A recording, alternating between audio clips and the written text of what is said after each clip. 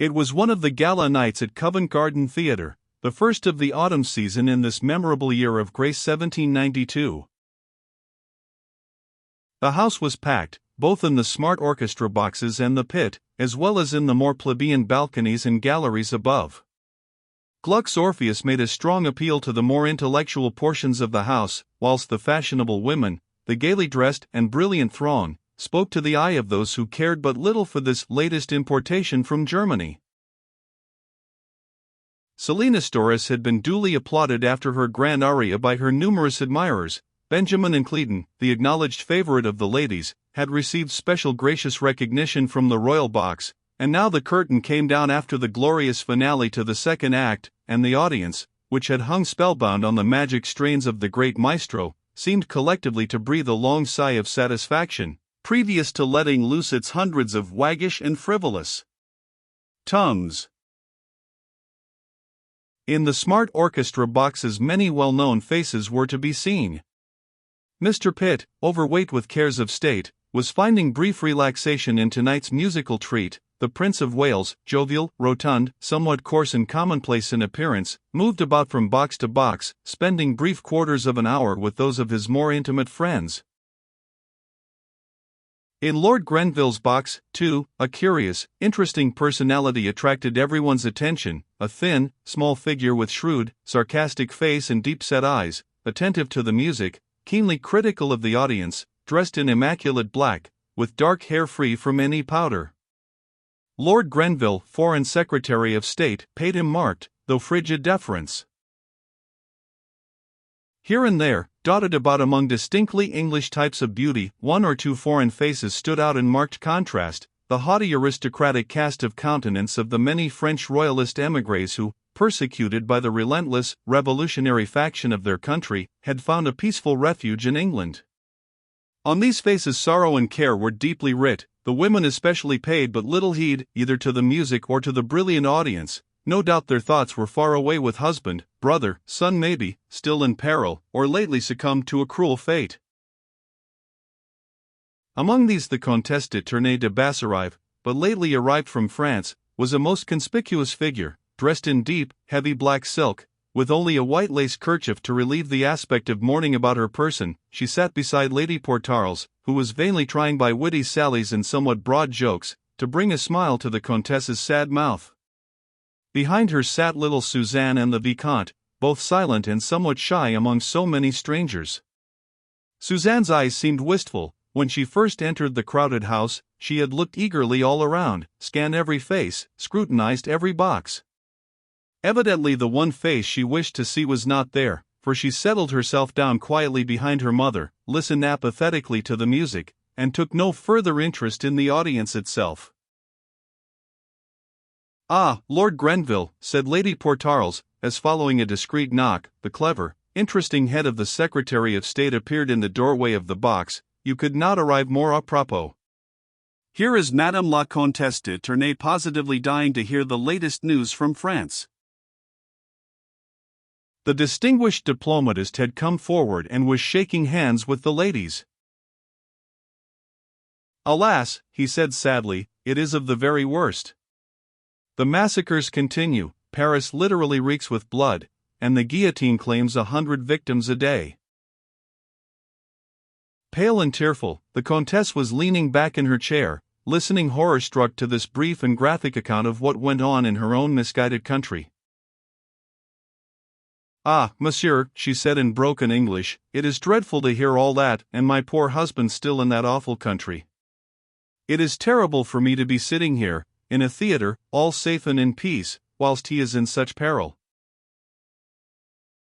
"Lud, madam," said honest, bluff Lady Portarles, "your sitting in a convent won't make your husband safe, and you have your children to consider. They are too young to be dosed with anxiety and premature mourning." The Comtesse smiled through her tears at the vehemence of her friend.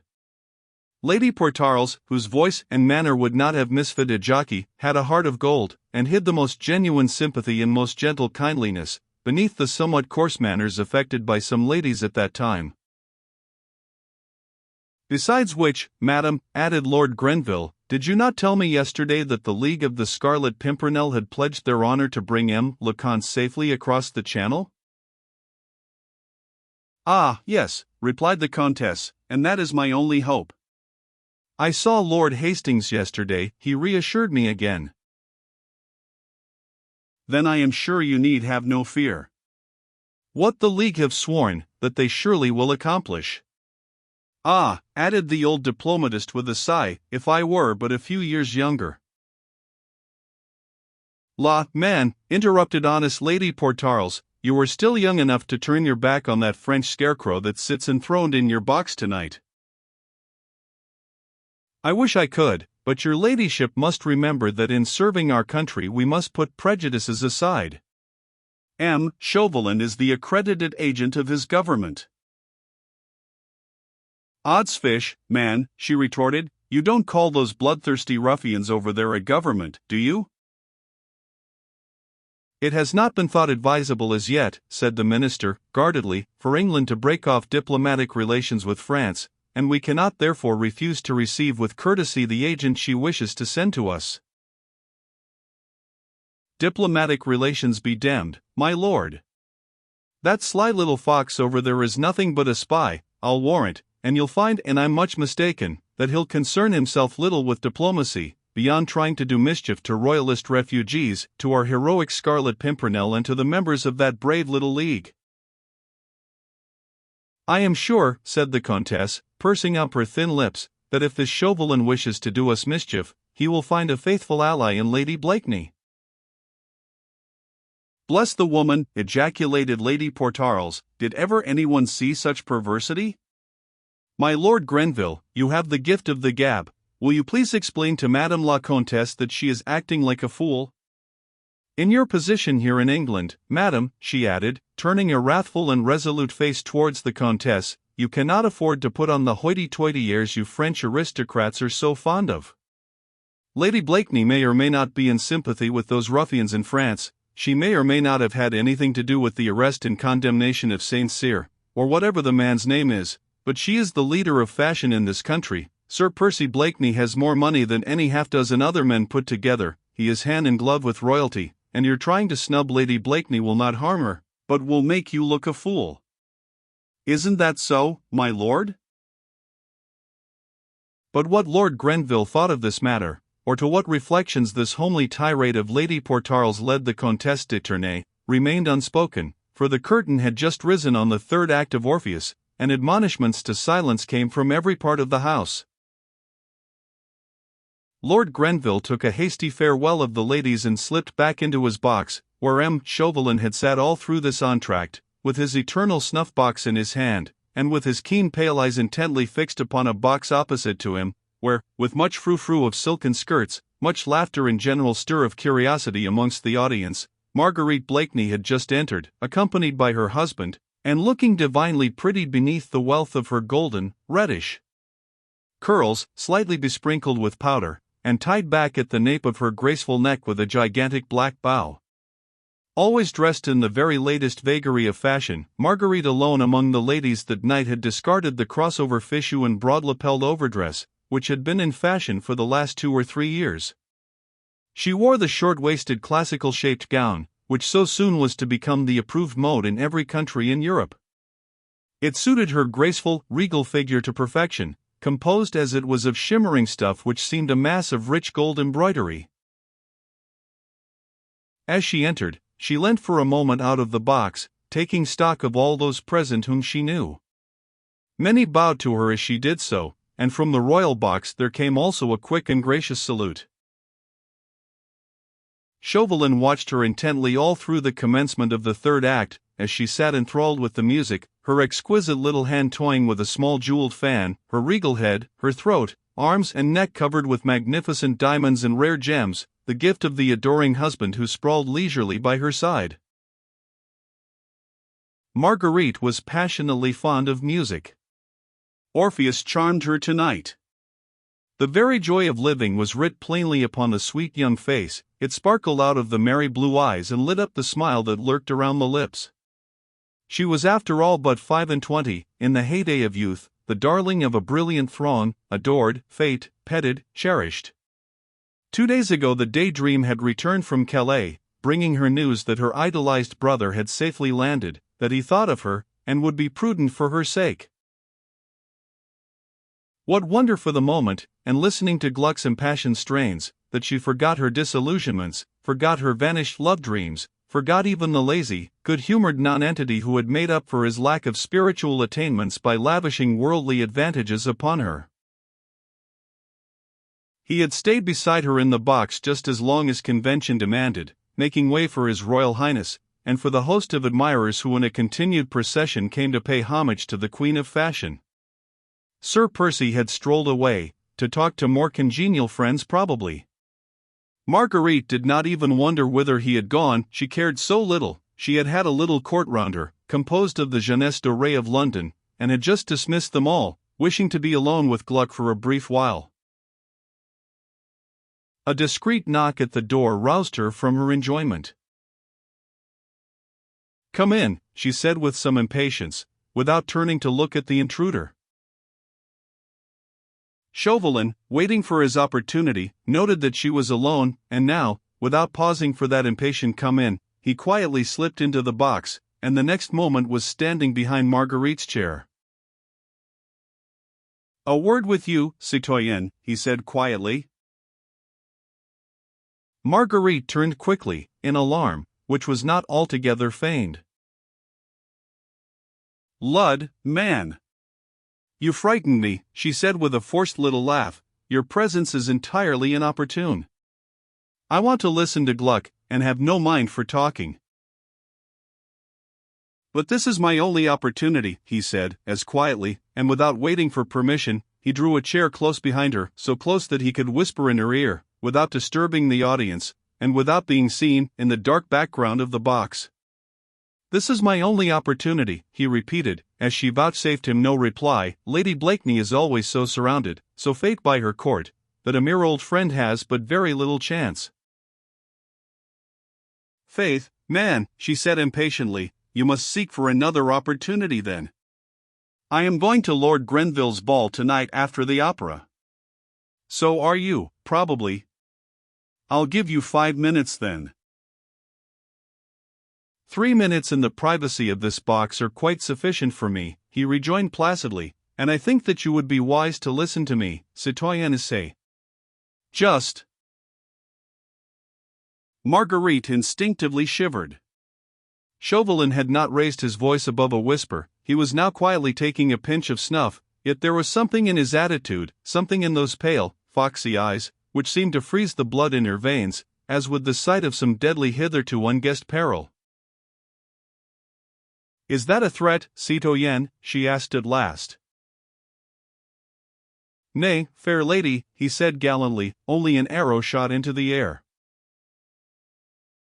He paused a moment, like a cat which sees a mouse running heedlessly by, ready to spring, yet waiting with that feline sense of enjoyment of mischief about to be done. Then he said quietly, "Your brother, Saint Just, is in peril." Not a muscle moved in the beautiful face before him. He could only see it in profile, for Marguerite seemed to be watching the stage intently, but Chauvelin was a keen observer. He noticed the sudden rigidity of the eyes, the hardening of the mouth, the sharp, almost paralyzed tension of the beautiful, graceful figure. "Lud, then," she said, with affected merriment, "since 'tis one of your imaginary plots, you'd best go back to your own seat and leave me to enjoy the music." And with her hand she began to beat time nervously against the cushion of the box. Selina Storace was singing the Che Faro to an audience that hung spellbound upon the prima donna's lips. Chauvelin did not move from his seat, he quietly watched that tiny nervous hand, the only indication that his shaft had indeed struck home. "Well," she said suddenly and irrelevantly, and with the same feigned unconcern. "Well, citoyenne," he rejoined placidly. "About my brother? I have news of him for you which, I think, will interest you, but first let me explain." "May I?" The question was unnecessary. He felt, though Marguerite still held her head steadily averted from him, that her every nerve was strained to hear what he had to say. "The other day, citoyen," he said, "I asked for your help. France needed it, and I thought I could rely on you, but you gave me your answer. Since then the exigencies of my own affairs and your own social duties have kept us apart, although many things have happened." "To the point, I pray you, citoyen," she said lightly. "The music is entrancing, and the audience will get impatient of your talk." "One moment, citoyen. The day on which I had the honor of meeting you at Dover, and less than an hour after I had your final answer, I obtained possession of some papers, which revealed another of those subtle schemes for the escape of a batch of French aristocrats, that traitor de Tournay amongst others, all organized by that arch-meddler, the Scarlet Pimpernel. Some of the threads, too, of this mysterious organization have fallen into my hands, but not all, and I want you must help me to gather them together." Marguerite seemed to have listened to him with marked impatience. She now shrugged her shoulders and said gaily, "Bah! Man! Have I not already told you that I care not about your schemes or about the Scarlet Pimpernel? And had you not spoken about my brother?" "A little patience, I entreat, citoyen," he continued imperturbably. "Two gentlemen, Lord Antony Dewhurst and Sir Andrew Ffoulkes, were at the Fisherman's Rest at Dover that same night." "I know. I saw them there. They were already known to my spies as members of that accursed league." "It was Sir Andrew Ffoulkes who escorted the Comtesse de Tournay and her children across the Channel. When the two young men were alone, my spies forced their way into the coffee room of the inn, gagged and pinioned the two gallants, seized their papers, and brought them to me." In a moment she had guessed the danger. Papers? Had Armand been imprudent? The very thought struck her with nameless terror. Still she would not let this man see that she feared. She laughed gaily and lightly. "Faith! And your impudence passes belief," she said merrily. "Robbery and violence, in England, in a crowded inn. Your men might have been caught in the act." "What if they had?" "They are children of France, and have been trained by your humble servant. Had they been caught they would have gone to jail, or even to the gallows, without a word of protest or indiscretion. At any rate it was well worth the risk. A crowded inn is safer for these little operations than you think, and my men have experience."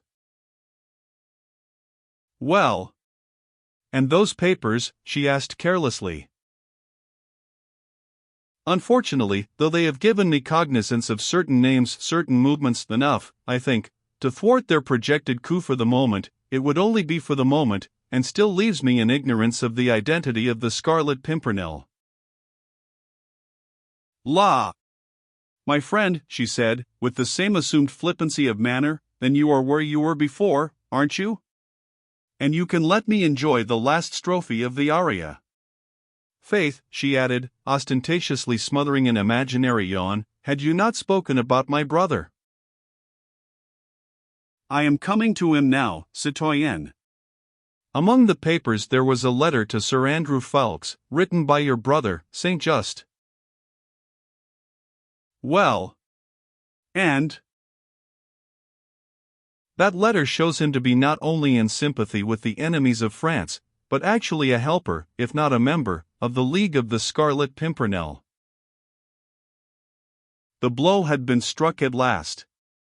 All along, Marguerite had been expecting it. She would not show fear, she was determined to seem unconcerned, flippant even. She wished, when the shock came, to be prepared for it, to have all her wits about her, those wits which had been nicknamed the keenest in Europe. Even now she did not flinch. She knew that Chauvelin had spoken the truth. The man was too earnest, too blindly devoted to the misguided cause he had at heart, too proud of his countrymen, of those makers of revolutions, to stoop to low, purposeless falsehoods. That letter of Armand's foolish, imprudent Armand was in Chauvelin's hands. Marguerite knew that as if she had seen the letter with her own eyes, and Chauvelin would hold that letter for purposes of his own, until it suited him to destroy it or to make use of it against Armand. All that she knew, and yet she continued to laugh more gaily, more loudly than she had done before. "La, man," she said, speaking over her shoulder and looking him full and squarely in the face, "did I not say it was some imaginary plot? Armand in league with that enigmatic Scarlet Pimpernel. Armand busy helping those French aristocrats whom he despises. Faith, the tale does infinite credit to your imagination."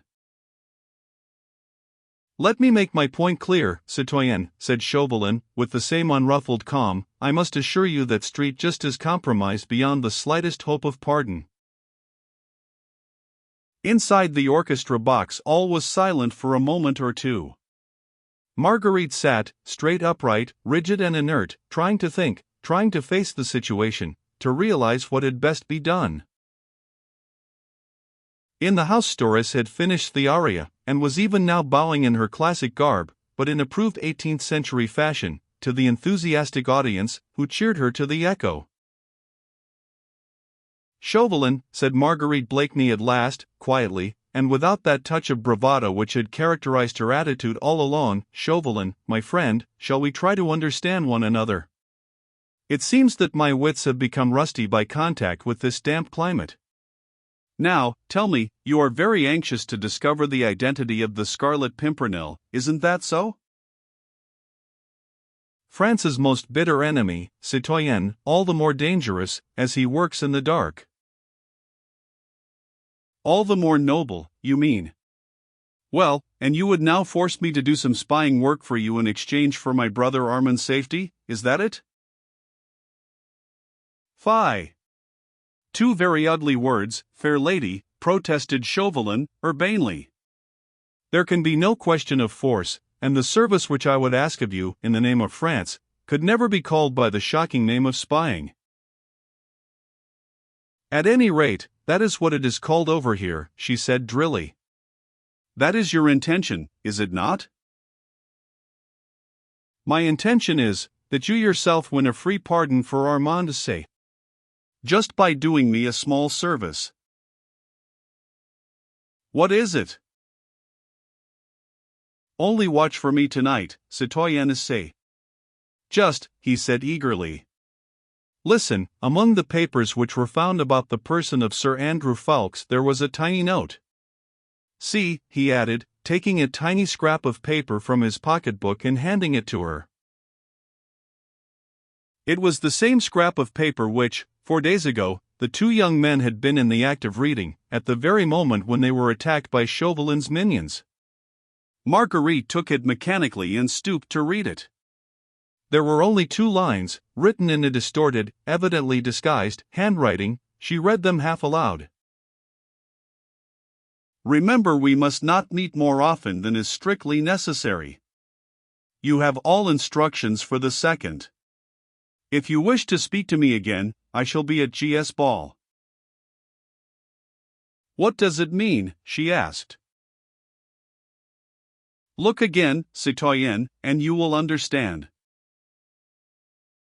There is a device here in the corner, a small red flower." "Yes." "The Scarlet Pimpernel," she said eagerly, "and G.S. Ball means Grenville's ball. He will be at my Lord Grenville's ball tonight." "That is how I interpret the note, citoyenne," concluded Chauvelin, blandly. "Lord Antony Dewhurst and Sir Andrew Ffoulkes, after they were pinioned and searched by my spies, were carried by my orders to a lonely house on the Dover Road, which I had rented for the purpose. There they remained close prisoners until this morning. But having found this tiny scrap of paper, my intention was that they should be in London, in time to attend my Lord Grenville's ball. You see, do you not? That they must have a great deal to say to their chief, and thus they will have an opportunity of speaking to him tonight, just as he directed them to do. Therefore, this morning, those 2 young gallants found every bar and bolt open in that lonely house on the Dover Road, their jailers disappeared, and 2 good horses standing ready saddled and tethered in the yard. I have not seen them yet, but I think we may safely conclude that they did not draw rein until they reached London. Now you see how simple it all is, citoyenne." It does seem simple, doesn't it, she said, with a final bitter attempt at flippancy. When you want to kill a chicken, you take hold of it, then you wring its neck. It's only the chicken who does not find it quite so simple. Now you hold a knife at my throat, and a hostage for my obedience. You find it simple. I don't. Nay, citoyenne, I offer you a chance of saving the brother you love from the consequences of his own folly. Marguerite's face softened, her eyes at last grew moist, as she murmured, half to herself. The only being in the world who has loved me truly and constantly. But what do you want me to do, Chauvelin? She said, with a world of despair in her tear-choked voice. In my present position, it is well-nigh impossible. Nay, citoyenne, he said drily and relentlessly, not heeding that despairing, childlike appeal, which might have melted a heart of stone. As Lady Blakeney, no one suspects you, and with your help tonight I may, who knows, succeed in finally establishing the identity of the Scarlet Pimpernel. You are going to the ball anon. Watch for me there, citoyenne, watch and listen. You can tell me if you hear a chance word or whisper. You can note everyone to whom Sir Andrew Ffoulkes or Lord Antony Dewhurst will speak. You are absolutely beyond suspicion now. The Scarlet Pimpernel will be at Lord Grenville's ball tonight. Find out who he is, and I will pledge the word of France that your brother shall be safe. Chauvelin was putting the knife to her throat. Marguerite felt herself entangled in one of those webs, from which she could hope for no escape. A precious hostage was being held for her obedience, for she knew that this man would never make an empty threat. No doubt Armand was already signaled to the Committee of Public Safety as one of the suspect. He would not be allowed to leave France again, and would be ruthlessly struck if she refused to obey Chauvelin. For a moment, woman-like, she still hoped to temporize. She held out her hand to this man, whom she now feared and hated. If I promise to help you in this matter, Chauvelin, she said pleasantly, will you give me that letter of St. Just's? If you render me useful assistance tonight, citoyenne, he replied with a sarcastic smile, I will give you that letter tomorrow. You do not trust me? I trust you absolutely, dear lady, but St. Just's life is forfeit to his country. It rests with you to redeem it. I may be powerless to help you, she pleaded, were I ever so willing. That would be terrible indeed, he said quietly, for you, and for St. Just. Marguerite shuddered. She felt that from this man she could expect no mercy. All-powerful, he held the beloved life in the hollow of his hand. She knew him too well not to know that, if he failed in gaining his own ends, he would be pitiless. She felt cold in spite of the oppressive air of the opera house. The heart-appealing strains of the music seemed to reach her, as from a distant land.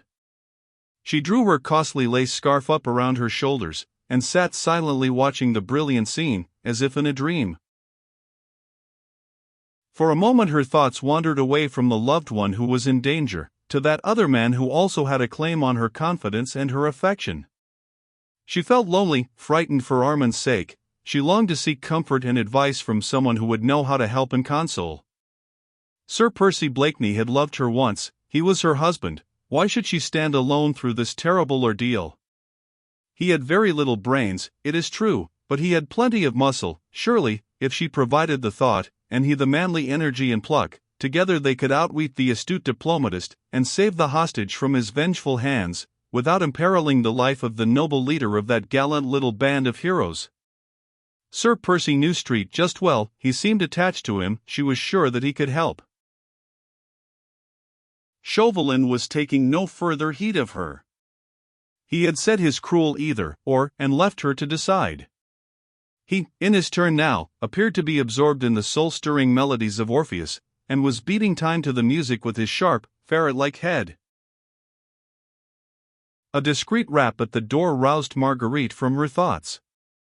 It was Sir Percy Blakeney, tall, sleepy, good-humored, and wearing that half-shy, half-inane smile, which just now seemed to irritate her every nerve.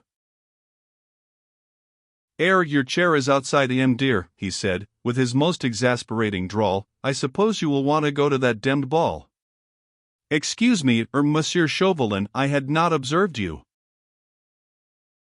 He extended two slender, white fingers towards Chauvelin, who had risen when Sir Percy entered the box. Are you coming, dear? Hush. S.H. Came an angry remonstrance from different parts of the house. Demmed impudence, commented Sir Percy with a good-natured smile. Marguerite sighed impatiently. Her last hope seemed suddenly to have vanished away. She wrapped her cloak round her and without looking at her husband. I am ready to go, she said, taking his arm. At the door of the box she turned and looked straight at Chauvelin, who, with his chapeau bras under his arm, and a curious smile round his thin lips, was preparing to follow the strangely ill-assorted couple. It is only au revoir, Chauvelin, she said pleasantly. We shall meet at my Lord Grenville's ball, anon. And in her eyes the astute Frenchman read, no doubt, something which caused him profound satisfaction, for, with a sarcastic smile, he took a delicate pinch of snuff, then, having dusted his dainty lace jabot, he rubbed his thin, bony hands contentedly together.